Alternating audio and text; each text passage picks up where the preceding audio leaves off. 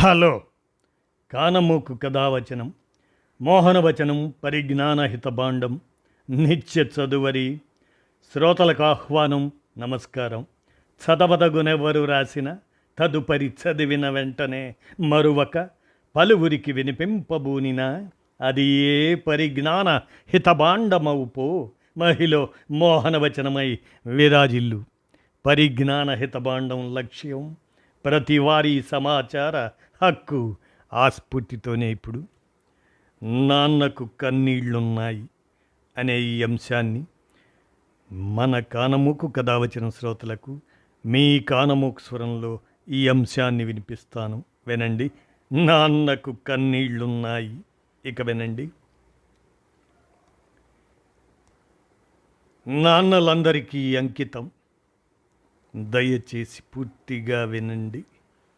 నాన్న మనస్సు కోసం, మన కోసం ఏం చేశాడో, ఏం కోల్పోయాడో మనకు తెలియదు. జీవితాంతం పిల్లల కోసం తపిస్తూ వారి అభివృద్ధి కోసం పాటుపడే వ్యక్తి తండ్రి. తన పిల్లల కోసం జీవితంలో ఎన్నో కోల్పోతాడు తండ్రి. నాన్న మన కోసం ఏం చేశాడో మనకు తెలియదు. ఎన్ని కష్టాలు పడ్డాడో తెలియదు. ఎందుకంటే నాన్న ఎవరికి చెప్పడు. పిల్లలకి, భార్యకి అసలు చెప్పడు. అమ్మల ప్రేమను బయటకి చూపించడం నాన్నకు రాదు. నాన్న ఇంటికి ఎప్పుడో వస్తాడు, వెళ్ళిపోతాడు. బిజీగా ఉన్న నాన్న రాత్రిపూట ఇంటికి వచ్చి మంచం మీద ఎదుగుతున్న పిల్లల్ని చూస్తూ ఉంటాడు.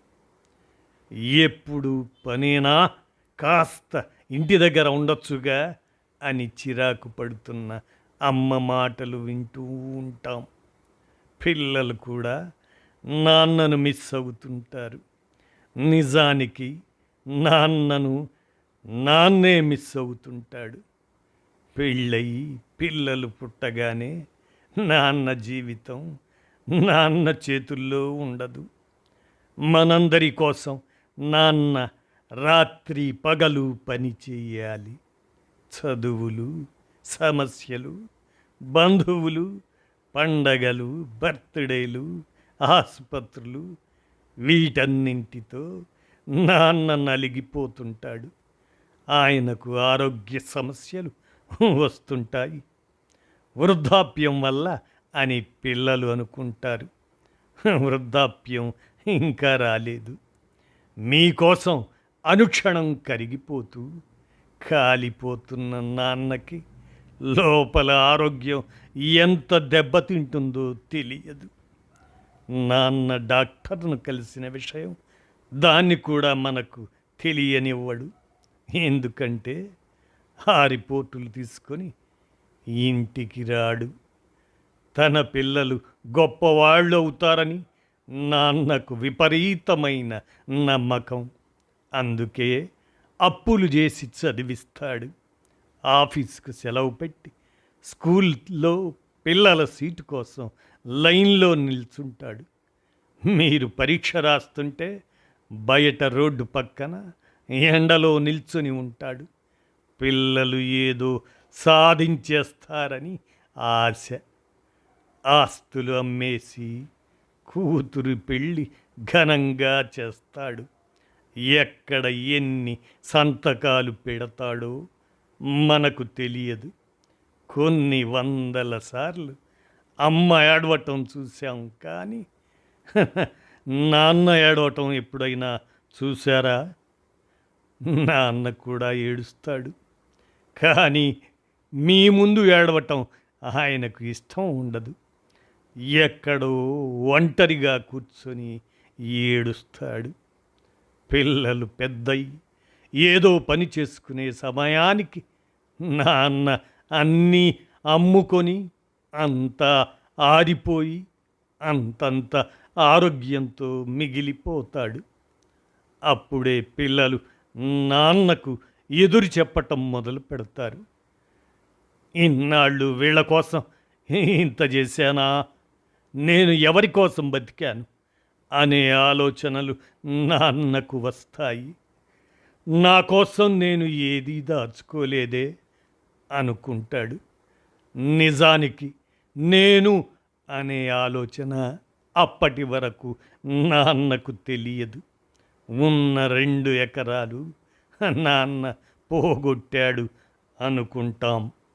ఎందుకంటే అమ్మ అలాగే చెబుతుంది కాబట్టి. ప్రతి కొడుకు ఏదో ఒక సమయంలో నాన్నను ఏడిపిస్తాడు. నాన్న గుండెలపై తంతాడు. అప్పటికి ఏడవటానికి నాన్నకు కన్నీళ్లు కూడా మిగలవు. అవి ఎప్పుడో ఆవిరైపోయి ఉంటాయి. కొడుకు ఎంత మంచివాడు, ప్రయోజకుడైతే తండ్రి అంత ఎక్కువ బాధ్యతగా సమస్యలు ఎదుర్కొంటాడు. అతడికి ఎంత సక్సెస్ వస్తే అంత ఎక్కువగా తండ్రిని ఏడిపిస్తాడు. ఇది నిజం. ఆలోచించండి పాజిటివ్గా. మీకు కొడుకు పుడితే వాడి స్నేహితుల పేర్లు గుర్తుంటాయి. బర్త్డే వస్తే పిల్లల్ని ఆహ్వానిస్తాం. కానీ మీ నాన్న స్నేహితులు ఎవరో మీకు తెలియదు. అసలు మీ నాన్న పుట్టినరోజు కూడా మీకు గుర్తుండదు. ఎందుకంటే మీ పిల్లలే మీ భవిష్యత్తు అని ఫీల్ అవుతారు. నాన్న మీ భవిష్యత్తు కాదు, కానీ నాన్నకు మీరే భవిష్యత్. మీకోసం రిస్క్ తీసుకోలేక, ధైర్యం సరిపోక మీ నాన్న తన కెరీర్ను నాశనం చేసుకున్నాడు. మీ మూలంగానే మీ నాన్నలో ఉన్న ఎనర్జీ పోయింది. ఎక్స్ట్రాడినరీ అవ్వాల్సిన ఎంతోమంది నాన్నలు జీవితంలో తమ పిల్లల కోసం ఆర్డినరీగా మిగిలిపోయారు. అమ్మా నాన్నలు బతికున్నంత వరకు మీరు బాగా చూసుకోండి. ప్రతి నాన్నకు నా సెల్యూట్ అంటూ ఈ అంశం వాట్సప్ షేర్డ్ మ్యాటర్గా అందిన దాన్ని మన కానమోకు కథావచనం శ్రోతలకు మీ కానమోకు స్వరంలో ఆలోచన నిమిత్తం వినిపించాను. విన్నారుగా? ధన్యవాదాలు.